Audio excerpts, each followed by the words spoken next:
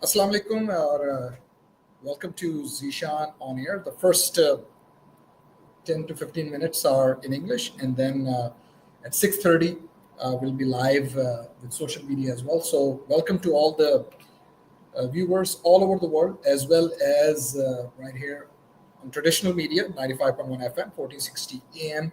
I would like to dive right into this successful summit, supposedly successful summit. The body language was good, and the European leaders were standing next to the President of the United States of America. And even though you may not like Trump for valid reasons or invalid reasons or in between or whatever your political ideology or your political perspective is, but the fact of the matter is that he is the President of the United States of America. And a lot of people voted for him. And obviously, many Democrats, they don't like him, and I'm one of the Democrats, but I am one of those pragmatic and common sense Democrats, which have become a rare commodity, unfortunately, in this very divisive age.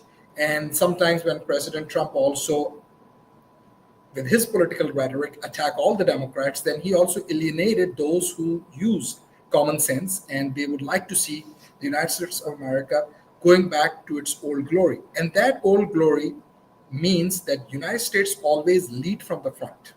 And that's exactly what happened with this European summit, where he was sitting right next to the French president, Emmanuel Macron, and then German Chancellor Mark, and then also with the Starmer, the PM of UK, with other leaders of the world as well. And then with his body language and tone, Zelensky also wore the suit, which sometimes these political optics matter as well, because the White House made sure that he comes back into the White House with some protocol, and he did wear the suit.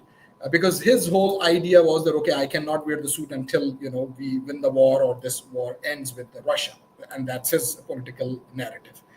But he was there in a suit, and President Trump, as you can see on the pictures, is using this optimistic tone in meeting with Zelensky. So what has happened so far? Just to recap, the European leaders are certainly in alignment with the US with regards to the security guarantees. That's what Zelensky was also asking. And then Trump made sure, because in the next 24 to 48 hours after this meeting on August 19th, and then later, I believe it was August 18th or 19th, based on when they met. It was Monday, and they certainly made sure that we gotta have. That was August 18th on Monday. They wanted to make sure that there are some security guarantees, so the regime of President Putin may not attack Ukraine again. And the good news is that everyone was on the same page. And Trump said during the meeting Monday that the United States would be involved, quote unquote, in security guarantees for Ukraine after the war, but did not elaborate. And that's exactly where he then made sure.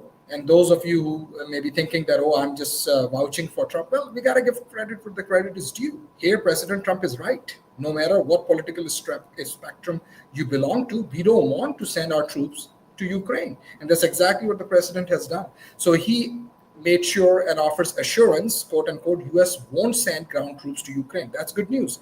And then the President Biden's policy was also not to induct Ukraine into NATO, which obviously would be a disaster for the United States of America, in the sense of that any attack on one member of NATO alliance means an attack on all, and Article 5 will be invoked.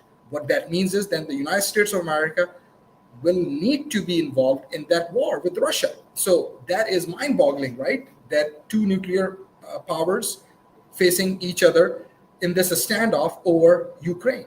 So that's where the security guarantees is important. And Zelensky praises Trump for, quote, a strong signal, unquote, on security guarantees. And please watch and subscribe my YouTube channel as well, so you continue to get this latest information. And then at the same time, Trump reiterated, it's also posted on the Washington Post and other news outlets, that Trump reiterated that he opposed giving Ukraine membership in NATO.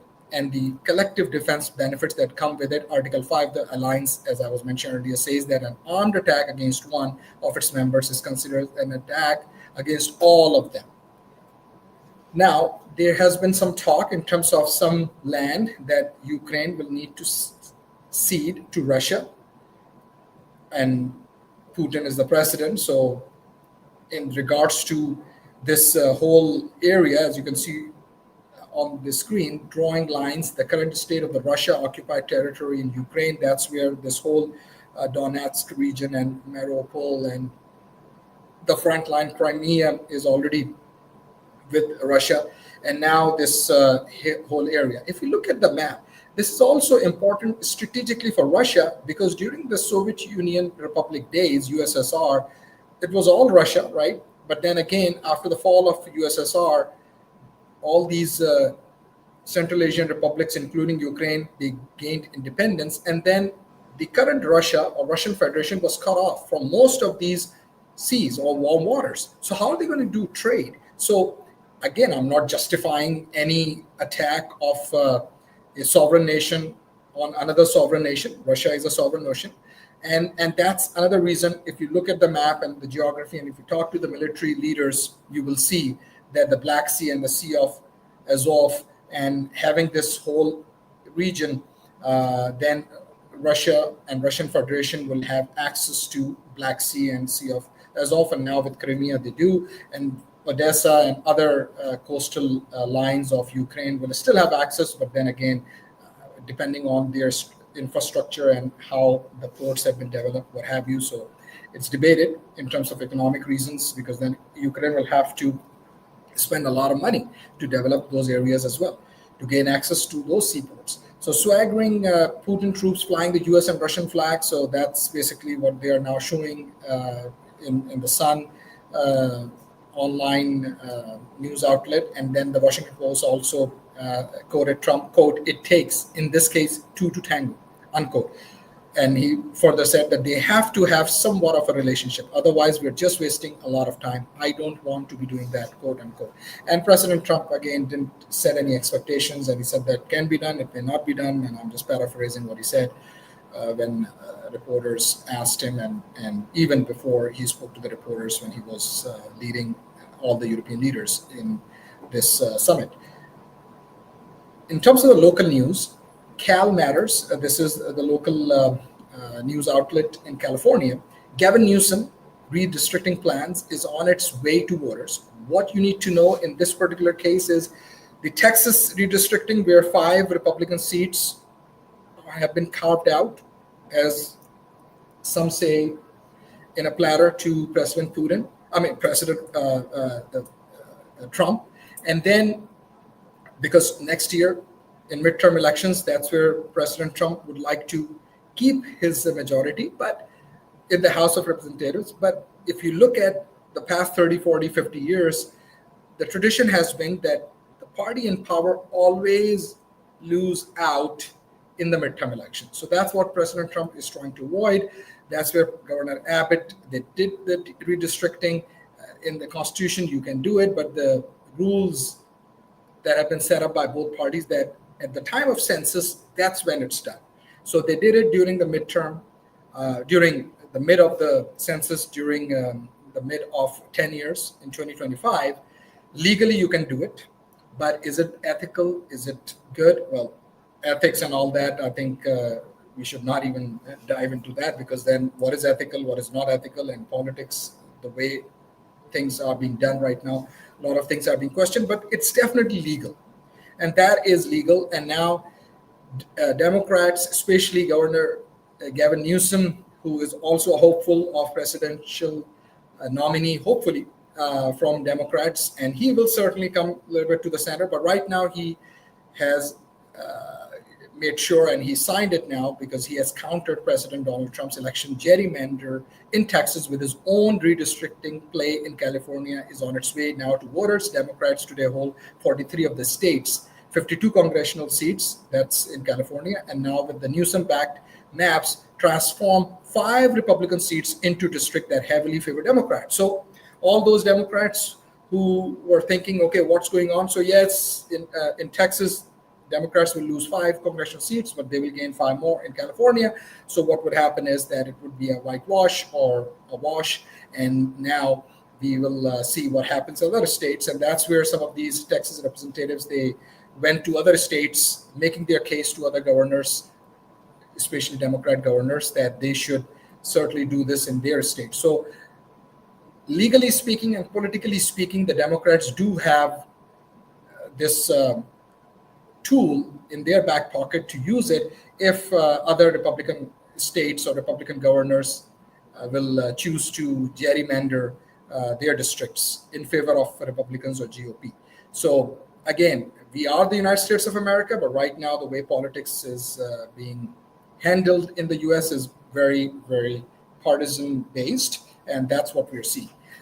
Now, most Democratic voters in the state of California, they want the party to do more to fight the Trump administration, and not only in California, but across the United States. And that is where we will see more and more rhetoric becoming more divisive, and that's where we gotta have these common sense Republicans and common sense Democrats. Otherwise, it's just not healthy, where nothing gets done. And that's why people are getting sick and tired of politics. And that's the word on Main Street. That's what people tell me all the time. And when I was campaigning, that's what they told me. And even today, that is still the case. So hopefully we will see that change, but the change begins with us. So we've got to ask these questions to whoever who is in public space or in public life or in any capacity serving people, elected officials or even nominated officials serving us anywhere, local level, state, and federal level. The Washington, D.C. is definitely seeing some restaurant attendance takes a dive in D.C. after Trump's police action. So this is where President Trump has called the National Guard. And now what is happening that a lot of people, they cannot go to these restaurants. So The Hill has reported that. So this is how sometimes we see all these different types of policies. And in most of the cases, it always impacts your wallet and our economy and what have you. So in California case, GOP couldn't stall this measure, but Republicans' efforts to derail the measure ran up against both political numbers and long-time legislative practice in California. And this is where you can see they were debating. But then again, because the same thing that happened in Texas, now the same thing has happened now in California. So unfortunately, it's tit for tat politics, but politics is a contact sport. When you contact Democrats here, negatively impacted in the state of Texas, the state of California came to rescue the Democratic agenda and also Democrats, because we still have a two-party system in this country, and we cannot become China as one party where it's only the CCP, the Communist Party of China.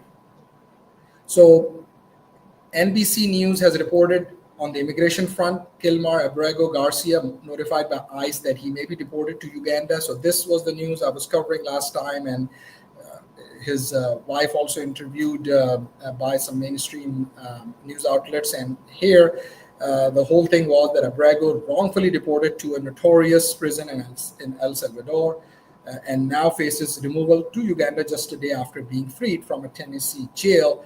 And here you can see some pictures after his release and perhaps previously. But then again, the removal order was violated when the Trump administration accidentally deported Abrego to the El Salvador's CECOT prison, notorious for its harsh conditions in March. However, the 2019 protective order does not bar Abrego from being deported to another country.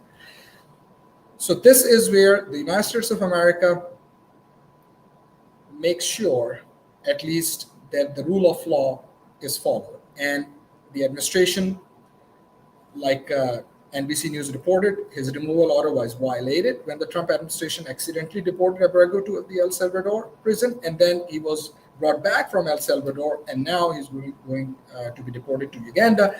Yes, I know some people will say, what the heck is this? Why didn't they do it right? Well, that's the question you got to ask the administration. But the good news is that they are following the law in this particular case. Yes, in some other cases, you have to go and watch and look at those cases more closely. Abrego was released Friday from a jail near Nashville, Tennessee, where he had been held since his return to the U.S. in June after being mistakenly deported to El Salvador's Secot prison.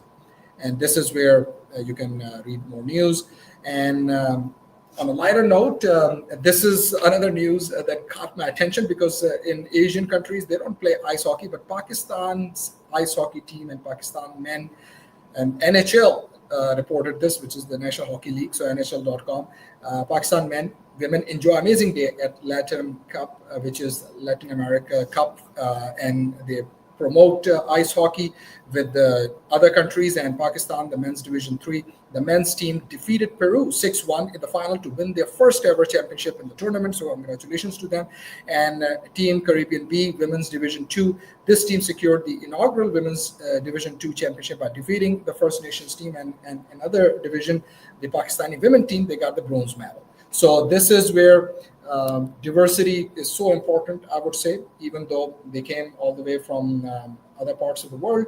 But as you can see, that even ice hockey, people living in those countries where only few areas have snow and they do not live in a country where mostly it's cold or cold conditions, like we have our neighbors up North Canada. But this was definitely interesting win, and a good win by Pakistan's men team and the women team in ice hockey.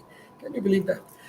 AITinsurance.com. I would like to thank our key advertiser sponsors. Affordable Insurance of Texas. You can go online, 713-785-4000 is their number for auto insurance, commercial insurance, business insurance, health insurance, and for auto insurance, contact 713-785-4000. You can also go online, AITinsurance.com. Affordable Insurance of Texas. And roopsari.com, you can visit them online, you can order online, and you can see a lot of different varieties for men, for grooms, sherwanis, formal wear, and this traditional wear, and for women as well. All these different traditional wear and very classy costumes and designs and formal wear, and even for brides, and for boys and girls and toddlers, men and women, and boys and girls of all ages, under one roof, hundreds and thousands of square footage. Roopsari Palace in Houston at Hillcroft. And if you go online, just go to roopsari.com, ROOPSARI, roopsari.com. And if you would like to call them, you can certainly call them and just mention Zishan on air. They'll give you some discounts as well. 832-267-0065 is their number. 832-267-0065. That's Roopsari Palace and roopsari.com. With that, I would like to sign off from social media and continue with the traditional media. And again, thank you. And if you've not subscribed my YouTube channel, please do and share. Thank you. And have a great evening.